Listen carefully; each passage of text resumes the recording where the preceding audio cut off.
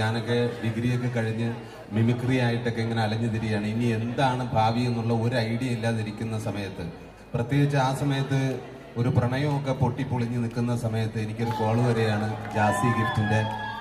അണ്ണൻ എന്നോട് പറഞ്ഞു ഇങ്ങനെ ഒരു യൂറോപ്പ് ട്രിപ്പുണ്ട്, വരുന്നോന്ന് ചോദിച്ചു. പൊട്ടിപ്പൊളിഞ്ഞ് തകർന്നു നിൽക്കുന്നവൻ എന്ത് സംഭവം, എത്ര രൂപയെന്ന് ചോദിച്ചു. 25,000. 25എങ്കിൽ 25 എന്ന് പറഞ്ഞ് ഞാൻ നേരെ അദ്ദേഹത്തിൻ്റെ കൂടെ യൂറോപ്പ് ട്രിപ്പിന് പോയി. നമ്മൾ ഒരു റൂമാണ് ഷെയർ ചെയ്തത്.